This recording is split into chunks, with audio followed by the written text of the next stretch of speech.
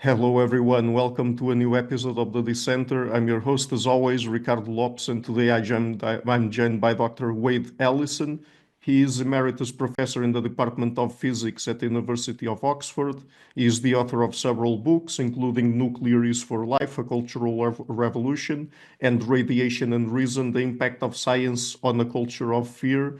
And today we're going to start by talking about energy in general, but then we'll move to talking about nuclear energy in particular. So, Dr. Ellison, welcome to the show. It's a huge pleasure to everyone. Thank you. I'm looking forward to it. Okay, so let's start by talking about energy in general, as I mentioned. What is the connection between energy and life? Well, I think this goes right the way back. Life is about making choices.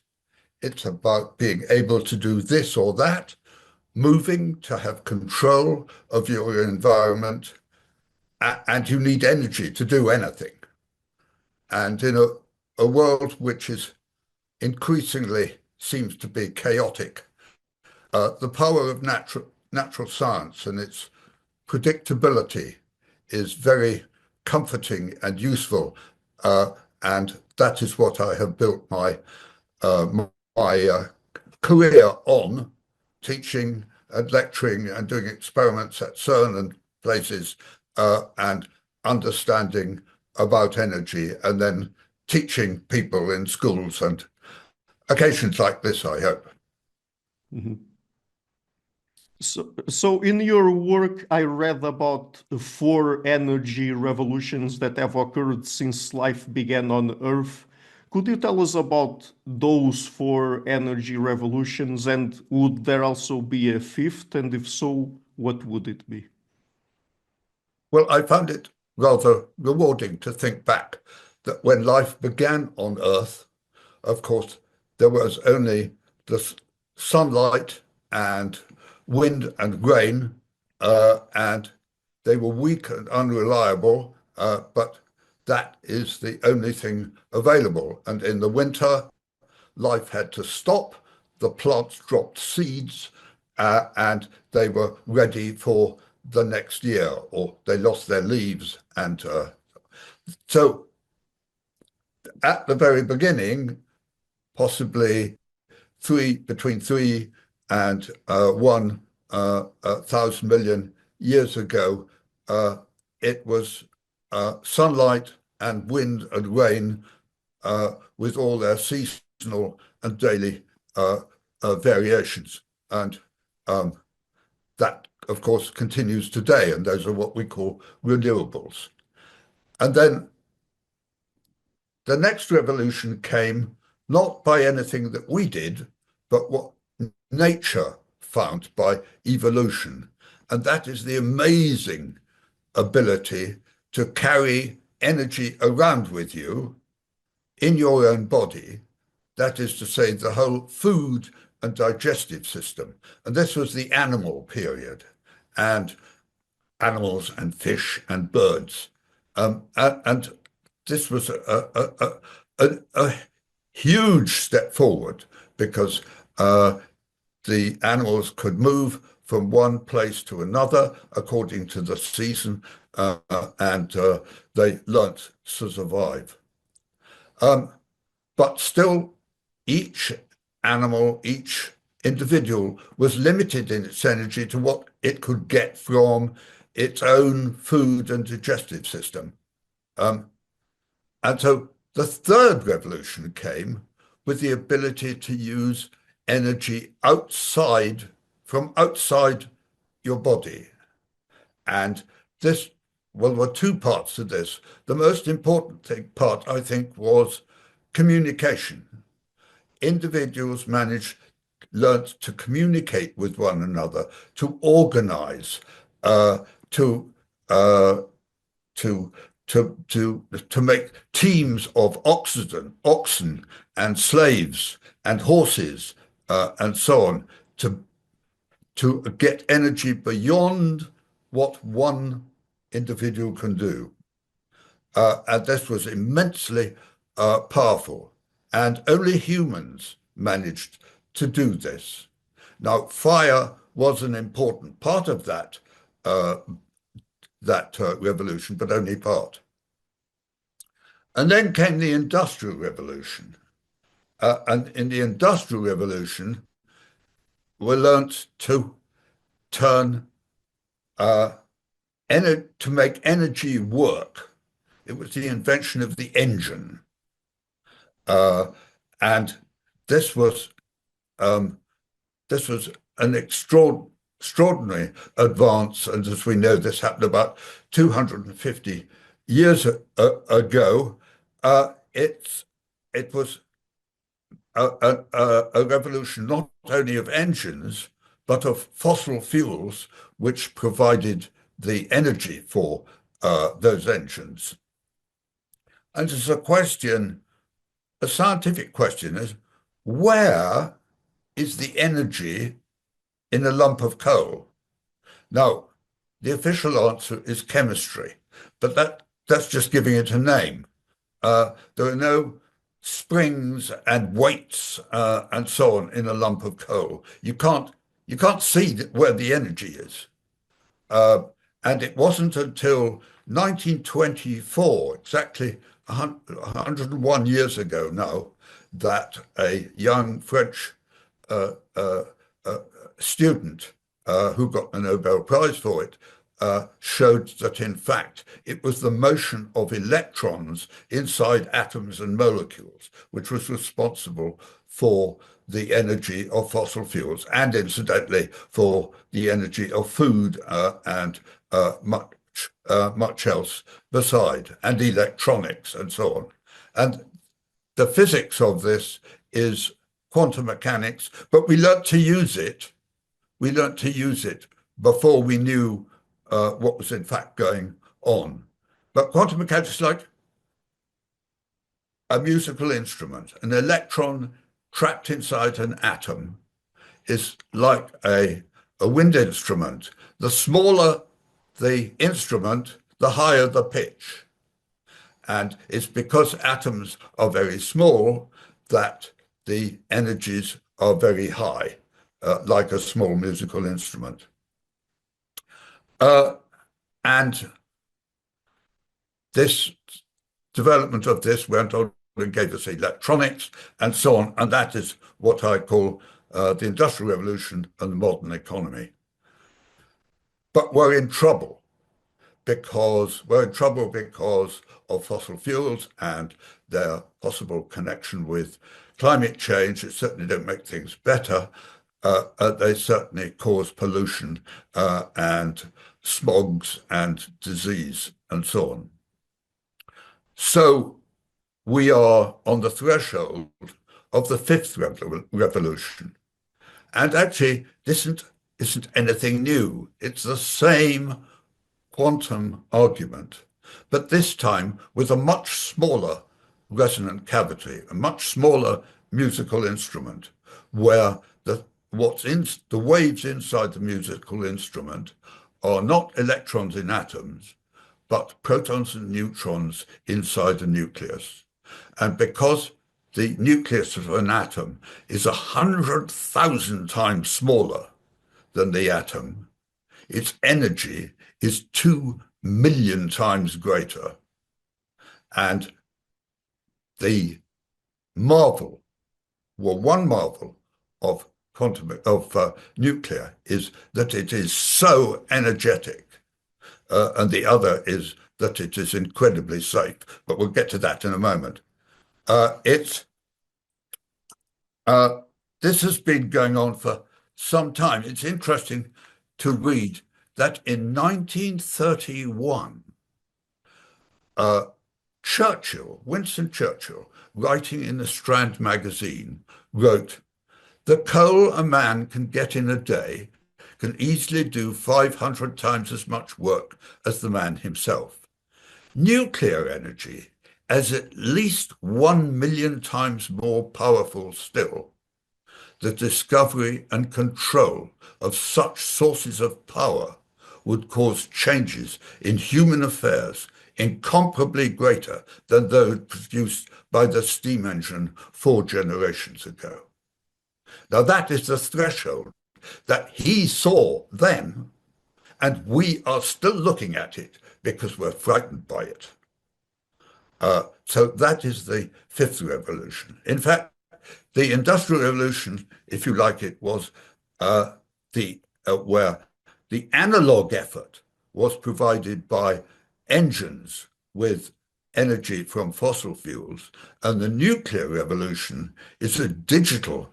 The digital effort is provided by AI, powered by nuclear fission. That's where we're going. Dare we go there? Many people don't. I'm disappointed to see that Portugal hasn't made this jump yet, but we've all got to.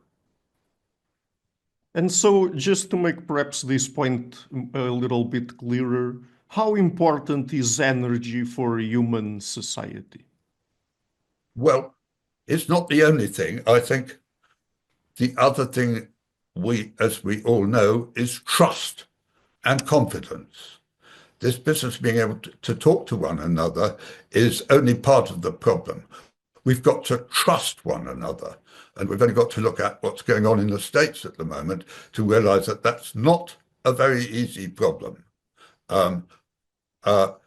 So trust and confidence and energy are what is needed to power a society. And then you can have activity, economic productivity, growth. And today, here's another problem. With a rapidly falling birth rate around the world, everybody getting older, you need the new energy to do more, not only to do the mechanical work with the Industrial Revolution engines, but also to do the digital work with AI. And how do the kinds of energy that we use relate to climate change? Well, the quick answer to that is we don't know. The climate is affected by so many things. It is certainly true that the composition of the atmosphere is changing, and it's changing every year as we put more carbon dioxide into the atmosphere. On the other hand, there are many things that affect the climate, and a few volcanoes, which are certainly nothing to do with what we do on Earth, can throw a few cubic miles of material into the atmosphere, and we can have a freeze up for a couple of years with no harvests and so on, like in fact happened in 1816, and in fact happens on a lesser scale. So it's not only what we do, but what we do is probably doesn't necessarily help. What is important is that we look after our environment, for not only for ourselves but for the other animals on Earth, because by the time we know all about this, it'll probably be too late to go back and rerun it all. The climate is unstable. It changes anyway, and it has been changing with or without us. And we should prepare for change. As I said, in the first revolution, when life depended simply on sunshine and wind and rain, the animals wanted to get shelter, they wanted to get out of the weather, the squirrels wanted a store of nuts, they wanted to be able to get energy and life, which did not depend on the weather. So we need to be prepared to avoid the weather. Mm-hmm. So I would like to get now into the topic of nuclear energy specifically, and also to probably address some common misconceptions that people have about it. So what is nuclear energy? What does it involve? Well, it involves the nuclei of atoms. Now, unfortunately, It's very difficult to draw a picture of an atom. The problem is that the nucleus is 100,000 times smaller than the atom itself, and the electrons, which are the rest of the atom, are, well, they get drawn as little circles going, but that isn't what they look like at all. They look like a fog of these waves, in fact, in the atom. So the question is, where does nuclear get the energy from? Well, three kinds of things can happen which could release energy from different states of protons and neutrons inside nuclei. First of all, nuclei could hit one another. Now, that's what happens if you look at a candle flame. In the region where the gases are hot, the oxygen and the fuel from the candle collide with one another, and they release the energy, and you get light and heat and so on. Now, that doesn't happen. It cannot happen with nuclei because they are so small and so highly charged that they're prevented from ever getting near one another. So no two nuclei ever hit one another, except in the center of the sun once every billion years. And of course, you can do it in one by one in experiments in laboratories like at CERN. So we know all about it, but it just doesn't happen. So nuclei are celibate. They do not release energy by hitting one another. So that makes it incredibly safe, and that is why, in spite of the fact that nuclear energy is so powerful, we didn't know about it at all until the late 1890s. The next thing that can happen, which does release energy, is that neutrons, which are particles which were only discovered in 1932, because they're neutral, they can get through this electric field, and they can hit the nuclei of atoms. And with certain kinds of fuel, uranium and thorium, but not much else, with a neutron, you can have a reaction and release energy. Now, neutrons are unstable. They're rapidly absorbed by almost all materials, so that's easily controlled. For instance, everybody talks about Fukushima. Well, for instance, all the nuclear reactors in Japan shut down immediately the earthquake happened. And there were no more neutrons and no more new nuclear energy the moment the earthquake happened, long before the tsunami arrived. Well, about 20 minutes before the tsunami arrived. So that is, again, an extremely safe situation. The only problem is that nuclear reactions with neutrons fission leaves embers. They're like the glowing embers of a fire. This is what we call radioactivity, and these remnants emit radiation. And as Marie Curie discovered when she first did experiments on these in 1900, they're not affected by this decay. It's not affected by anything.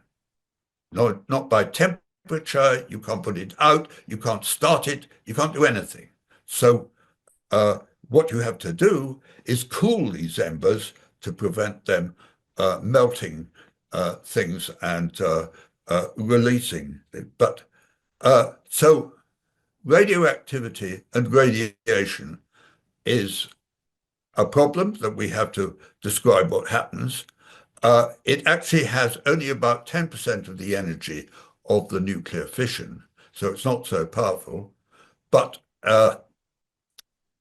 nuclear radioactivity is present in rocks, in our own body, in your own body, in every second, about 7,000 radioactive atoms decay.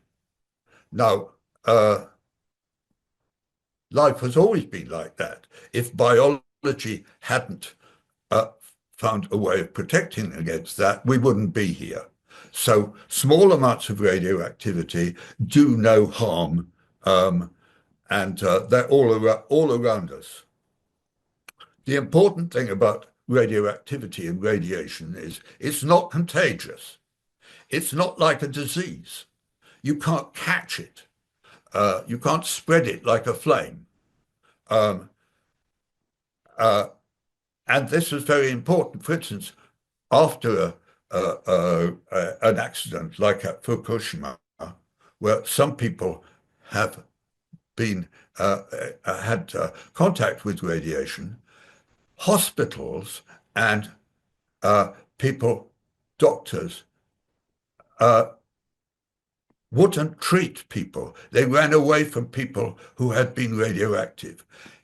The first thing you should know about radiation safety is you can't catch it. So you can treat people, anybody who has been affected, and you won't catch it. It doesn't spread. So, yeah, just before we get more into what you're mentioning there, let me ask you, because this is something that sometimes people establish a link in their heads. Is there any link at all between nuclear energy and nuclear weapons? Well, people like to run away from this and say there isn't any connection. Of course there is. It's the same energy, but it's not the energy of the radioactivity and the radiation. It's the energy of neutrons splitting atoms, or in the case of the sun, in the center of the sun, nuclei hitting one another, and this doesn't normally happen. What I mean is that what happens if you have a nuclear explosion from a bomb, and there haven't been very many with people involved, thank goodness, but at Hiroshima and Nagasaki, there was a very high 100,000 who died. About the same number who died from the bombing with 1,000 planes, from 1,000 planes with conventional bombs in Tokyo earlier in 1945. In fact, the blast and the fire of a nuclear weapon are just like the blast and the fire of TNT or other high explosive. Very destructive, not at all good for life, and they kill people, but by hitting them or burning them, not by the radiation. In fact, we know that the survivors of Hiroshima and Nagasaki, their health has been followed for ever since for 70 years. And we know how many died of cancer and how many died of cancer who were in other towns in Japan who were similar, and so on. And a comparison can be made. How many extra people died of the radiation from Hiroshima and Nagasaki? And the answer is about 0.5%, slightly less than 0.5%. So the radiation, in spite of all the fear-mongering, the radiation is not the problem with the nuclear weapon. It's the blast and the fire. Mm-hmm. And if you want blast and fire in Gaza or Ukraine, now we know how destructive that can be. So you mentioned briefly Fukushima and Chernobyl there. What would you tell people who still worry about those two incidents? I mean, what would be your response to their anxiety about them? Well, it goes back to, one of the things it goes back to is what I said discussing the energy revolutions is when man discovered how to use energy, he communicated, he taught his children the dangers of fire. Don't touch that, it's hot. It'll burn you. Every child learns that. Usually they do hurt themselves, and their mother says, "Now you won't do that again, will you?" The problem with nuclear energy is we have not been teaching the children about it for the last 70 years. So if you go into a school, you will not get told the safety of nuclear energy and radiation, which I have been talking about and which we'll say more about. So ignorance and fear are very serious problems. So in the case of Fukushima, nobody died of radiation at all, although it brought the world almost to a stop for many years as far as energy available concerned.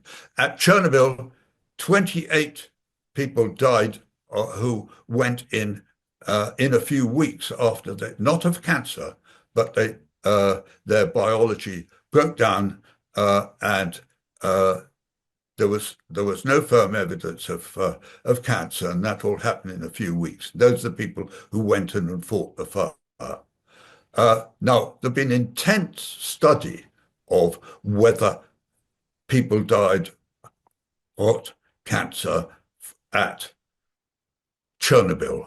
And some people have said maybe, and as time has gone on and there have been more and more studies, it's clear that if you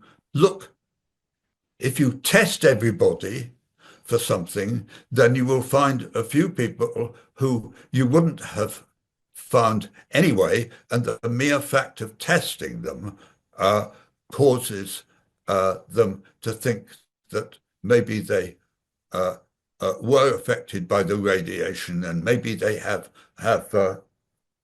an operation to cure it when maybe there wasn't anything to cure. So it's very difficult, but we think that, in fact, it's interesting, there's a study, you know what I mean by the placebo effect? Yes. The placebo effect is when somebody is treated, someone's not treated, but they think they have been treated and they get better. I mean, they really get better. Now, think the reverse of that. If you tell somebody, you have been irradiated, and they say, what does that mean? It says, well, you don't have to worry about that. There's a bus outside, pack your case, and we're going to take you away, and you'll be paid compensation. Those people get very frightened, and it causes mental illness. That happened at Fukushima, and at other accidents too. Fear actually can make people suffer and think they have symptoms, rather like the placebo effect actually cures people when they haven't been told. It's the philosophy of a medieval a curse. But again, education is probably the best way of getting over this sort of thing. Mm-hmm. So the important thing about that to say to people about Chernobyl or Chernobyl. Chernobyl is the Ukrainian spelling of the word, incidentally, and it's in Ukraine. So nowadays, I think rather like we talk about Kyiv and not Kiev, we should use the Ukrainian word.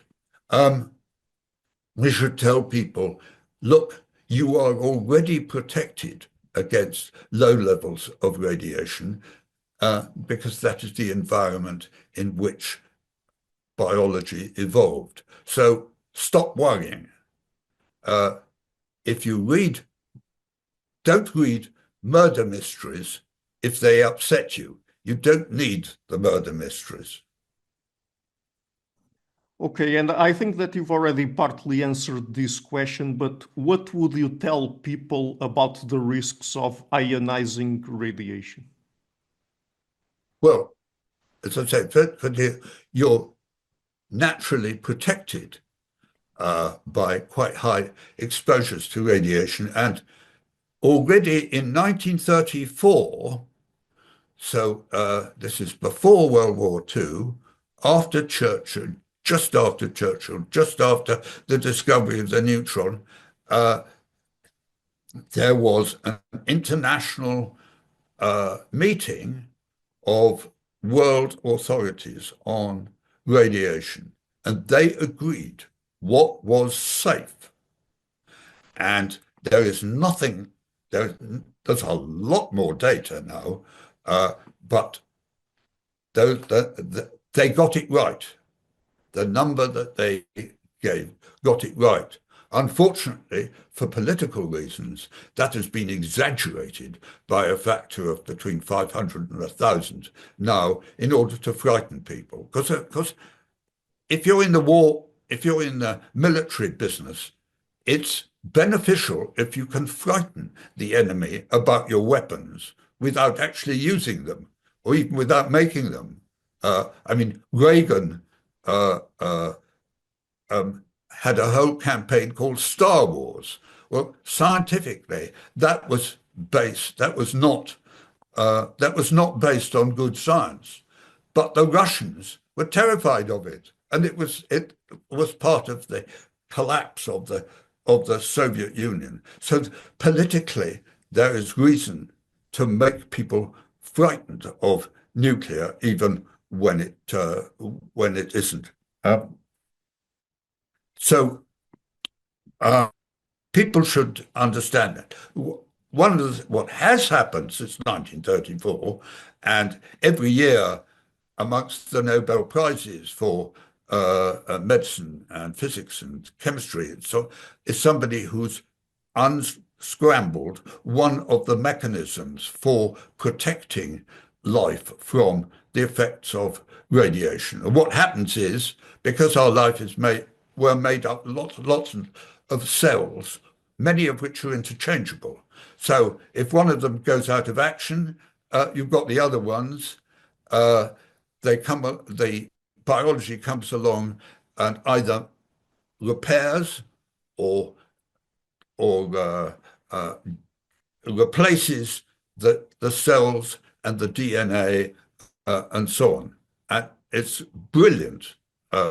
It's not physics. It's biology. And I started a course on medical physics at Oxford, which was very successful. Got the physics students, going up to the hospitals to do experiments and see how mathematics is really useful in helping people in bedroom slippers. But the thing that people should see are the wildlife videos of the animals in the Chernobyl evacuation zone, which are now thriving. It's a wildlife park. They're just so glad that they've got rid of those humans that were occupying their space, and now they have the place to themselves. So I would recommend looking at the BBC, National Geographic. There are lots of them which show beautiful of. So let me ask you now then, how does renewable energy compare to nuclear energy? What are the pros and cons of each of them? Well, renewable energy, you don't have to know anything. You can see it, you can feel it, and so everybody likes it. And there's no denying that. As I say, even with a lump of coal, you can't see the energy, and you certainly can't see it from a lump of uranium. It's invisible. So the fact that it's visible and you can see it and feel it is a very strong argument in favor of it. against nuclear, its benefits are not, it doesn't get taught in schools, or it jolly well ought to be. The media, people who go into the media and politicians are not included in the small number of people who do understand a little bit about it. And the net result is that you open a newspaper and everybody's afraid and they don't want to know. And I mean, Fukushima provided wonderful material for the media, for exciting pictures of tsunami waves and hydrogen explosions and so on, which weren't nuclear, they were chemical. And they didn't want to give up on those. And last year I was out in South Korea lecturing because people are still frightened of the cooling water from Fukushima 10, 11 years after the accident. So that's what's against nuclear. What's against renewable is that is very low energy density. There's very little energy there. Nuclear is 1 million times more powerful than coal, but coal is 1,000 times more powerful than wind. I mean, if I had a blackboard torn out and a couple of lines, I could show you with student physics just why the energy is so low in renewables and so much higher in fossil fuels and so much higher in so this is not technology, this is fundamental physics. But there are other problems with renewables, and that is that they are unreliable and intermittent. It's the weather problem again. They're vulnerable. Extremes of weather and terrorists can easily knock out renewables in a way that they can't knock out nuclear. Very often, renewable sources of energy are hundreds of miles away from where people live. So you have very expensive grid lines to carry the energy. And that's all unnecessary. You want sources of energy which are available where people live and where the industry is and when it's wanted. Renewable plants, farms, it's a bit awful the way they're called farms. That's just salesmanship by the, that should be called industries. Solar farms it's not a farm, it's the opposite of a farm. But they only last for 20 years at best, whereas nuclear lasts for 60 and 80 years. So there's when it comes to cost, and I'm not going to talk about that at length, but that's a whole subject in itself, full of misunderstandings, and the misunderstandings are expensive.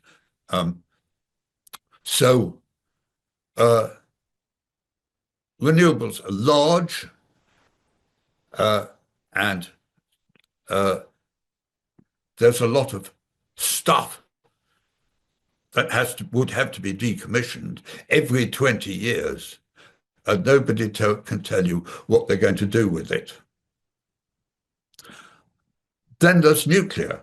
What is pro about nuclear is the energy density and the reliability and the fact that it's in principle available all the time. It's only available for a few weeks in the year when the fuel has to be changed. But actually, that is getting better. I mean, for instance, even when the first nuclear submarine was launched in 1955, think how long time ago that was, it had enough fuel in it to power it for the lifetime of the submarine.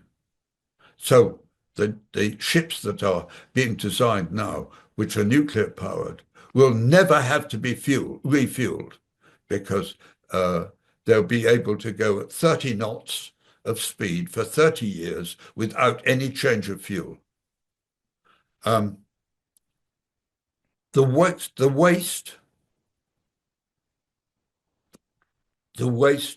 so-called waste, first of all, a lot of it is not burnt. Only about 2 or 3% of the fuel has been used. And the rest includes elements, medical isotopes, which can be used, for instance, in every fire smoke alarm, probably above your head. Now, I don't know if you've got a smoke alarm there that's got an americium-241 radioactive source in it. And interestingly enough, it goes off and signals fire when the radiation from the americium-241 is not detected by because it's absorbed by the smoke. So we've got radioactivity all around us, but people don't like to talk about it because then they wouldn't buy it.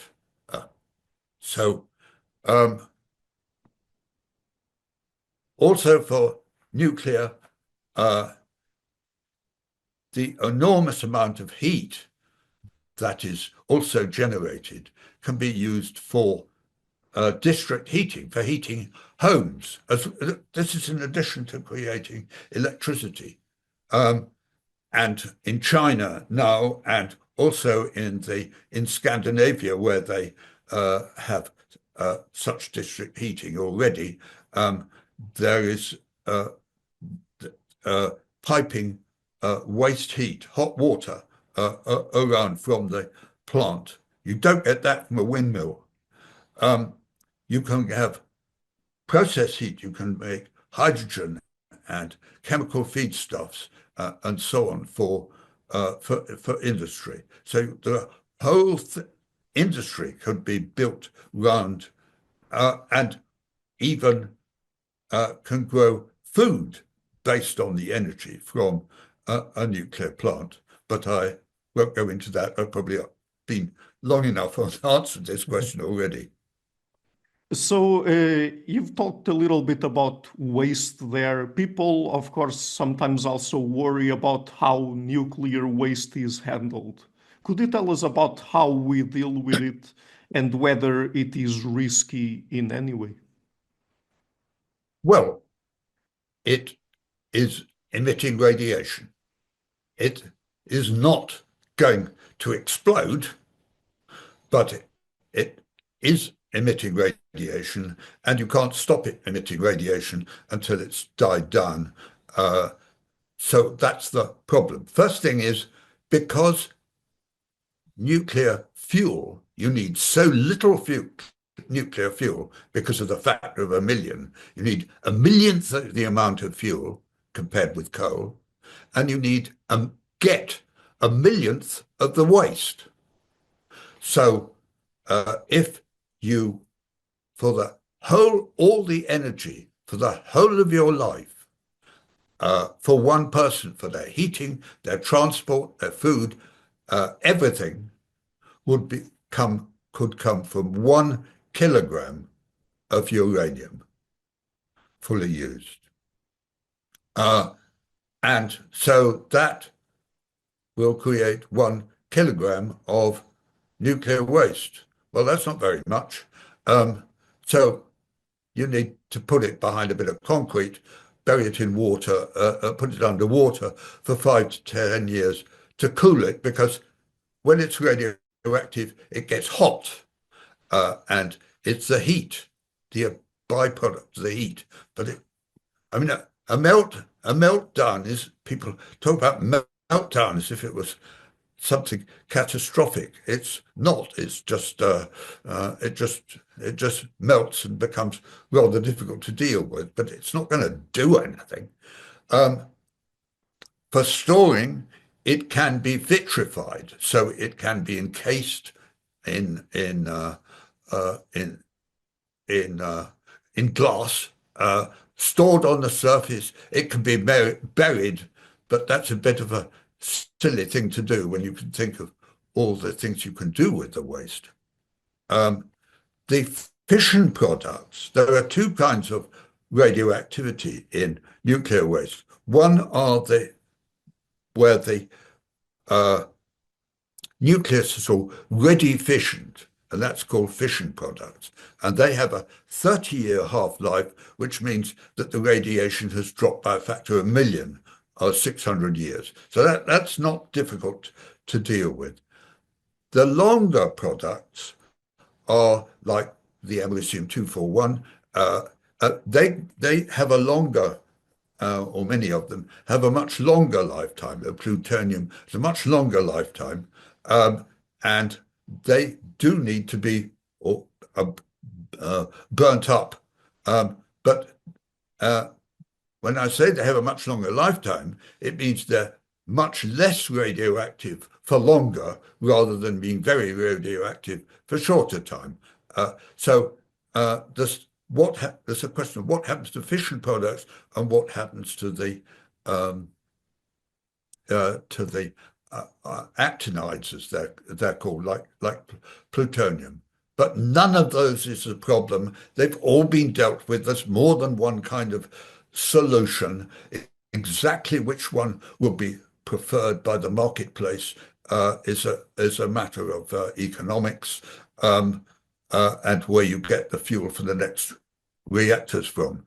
So nuclear waste is an educational problem, like many things in this business. So as we went through these topics surrounding nuclear energy, we've also addressed some misconceptions about it. But what do you think are the most common misconceptions surrounding nuclear energy? Well, one of the first things is to think that this is something which is beyond your educational pay grade, that it's something that's too difficult to understand, that only experts can tell you. That's rubbish. It's not difficult to understand. If you don't understand it, it might seem hard, but people should study it. It's not difficult. It's no more difficult than fire, which is a lot more dangerous. Second thing is, there are a lot of bogus arguments that have been introduced. For instance, E equals mc squared is nothing to do with nuclear energy. All energy has a relationship between energy and mass, which says E equals mc squared. If you take a ball and you drop it onto the floor, when it's on the floor, it has less energy than it had when you held it up at shoulder height, and its mass will be less, because E equals mc squared applies to everything. So it just means that energy and mass go together. At CERN, doing experiments in particle physics, doing this all the time. Gosh, nothing would work if E equals mc squared was what the problem's about. So that's bogus. The next thing is the idea that something that is a little bit dangerous, if you have more of it, it builds up. Now, biology, because of the biology side of it, radiation and nuclear only become dangerous when it goes above a certain level. When there is enough biological agency to put the fire out, to apply the corrections, to manage it, there's no risk at all. But unfortunately, a radiation protection industry has built up and lots of jobs and so on associated with it, where says, well, if you have a little bit of energy, have a tenth of the energy, that's a tenth of the risk. That's not true. So it's a question of, it's like a speed limit. Below the speed limit, you may have to look after old people crossing the road and children, but it's generally safe. But when the speed goes up, you shouldn't be in the road, and they shouldn't be driving that fast. So it's a matter of tolerances, good old-fashioned speed limits, as they found in 1934. So we know what that is. So yeah, that's so people should learn, and we should be teaching our children, as we did about fire when we first brought fire into the home 1,000,000 years ago.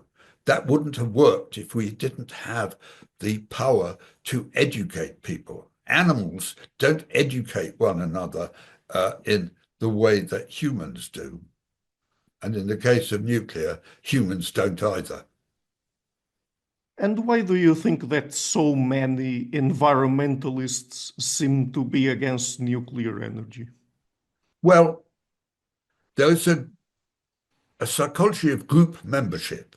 If somebody's going to build a road near your house, then you may join other people who have a similar thing, and you may get satisfaction from being membership of a group who have a particular concern. Maybe it's a religious concern, or it's a belief in the importance of a particular kind of music or something. So that's a group psychology that goes into of environmentalists looking at nuclear energy. We're all against it. So that's not them, each of them, thinking about it. That's groupthink, and groupthink is not logical. So groups which have a certain remit don't change their minds until the funds run out, and then they stop. So Greenpeace, of course, by now has a lot of money, and they're not going to change their mind. But many members of Greenpeace have changed their minds and have made videos and so on explaining why they've changed their minds. But still, the Greenpeace corporate group think carries on anyway. So again, when I wrote my first book, I did get a review from I think it was called Peace News, about anti-nuclear. And to give them their due, this review said, well, you may not like where he ends up, but we think you ought to read this book. So it can be done, and it's about education and getting the message out. So, and what would you say are the consequences of not using nuclear energy or moving away from it like Germany did, for example? Well, leaving nuclear energy out of it for a moment, I think we're in trouble. All politicians talk about growth, but the growth can either come from more people doing the same amount of work, or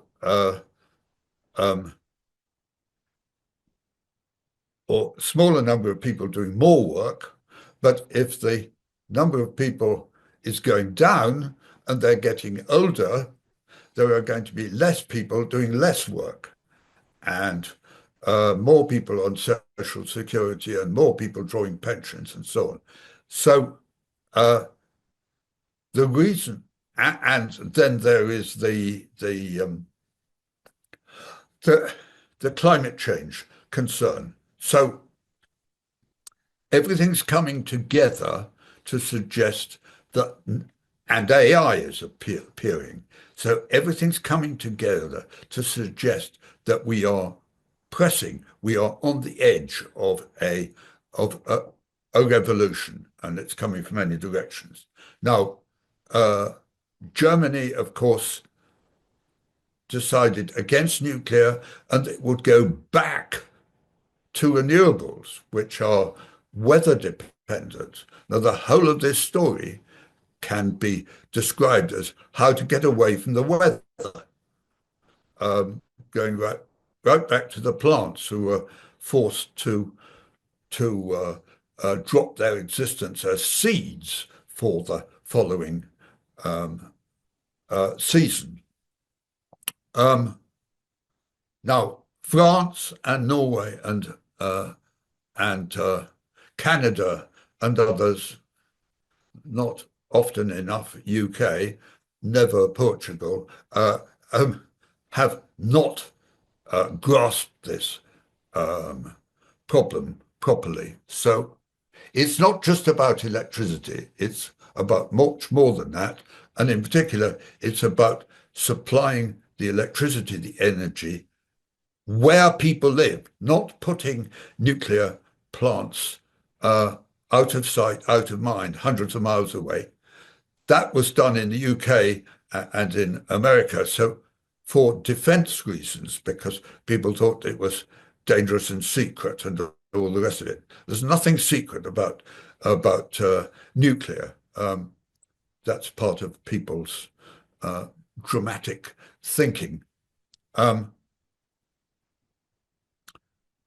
So I think we are heading for an economic implosion, an industrial collapse, high energy prices, political friction with neighbors, the problems between Germany and Norway and Denmark and Sweden. They're not prepared to send electricity to Germany because Germany has shut down all their nuclear power plants, and people are getting angry about this becoming a political problem. So I think there's big change coming. So I have one last question then. Do you think that it would be possible to rehabilitate how our culture deals with nuclear energy and make people more welcoming of it? And if so, how? Yes, it's possible. It's not going to be on the timescale that most politicians would like, which is 5 years, which is their span. It's going to take a generation. It's going to be like persuading people to smoke less. It's a cultural change. It's going to take 20 years for it to be complete. It's also true that the technology is developing more cheaply and meaningfully and so on, so that we can have these small reactors. I haven't been talking about that, but there's going to be more different kinds of it. It's rather like at the end of the 19th century, when people were told that there were going to be engines on the roads, and they imagined huge steam trains coming down. They said, that's going to frighten the horses, and I'm voting against it. Well, in fact,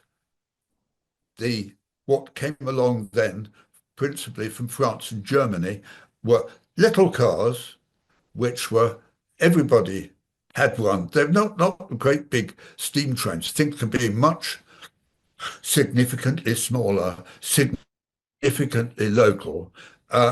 And if you have for 100,000 people one nuclear reactor, then the children at school can go on school visits to see it. Then maybe their uncle works there. They go to parties. They have festivals there, and they'll get some ownership of it. So it's not something that comes from outside your region. It's, you say, we have our nuclear power station, and that is what we rely on. And the Russians or anybody else are going to, even Mr. Trump, they're not going to take it away from us. So there's a social identification of smaller units. And this will reduce megawatt miles. I mean, it costs money and loses energy to transmit energy over long distances. It's ridiculous. But most it's about education, and it's about getting children in schools to take smoke detectors apart and see the radiation symbol on the smoke detector, which you can buy very cheaply, and they'll be taught how it works.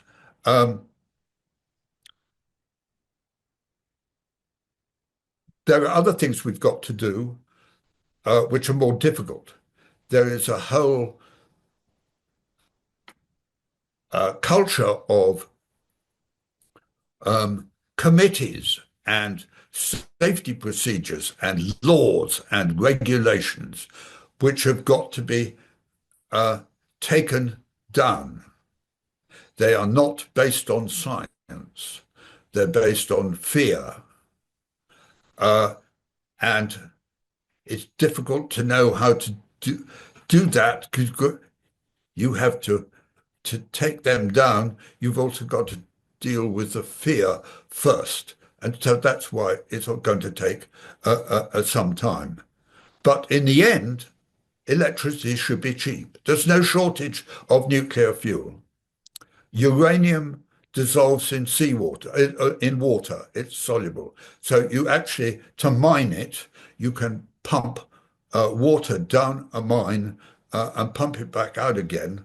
And you don't have to have people digging down there. So the extraction of uranium, and since it does involve, it dissolves in water, the sea is full of uranium.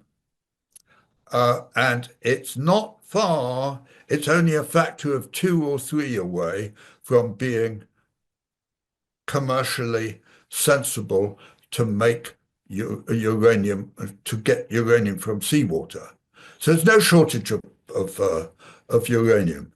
So I think that, well, my grandchildren are already here, but my great-grandchildren and great-great-grandchildren will think that electricity is cheap and essential, rather like water and clean air.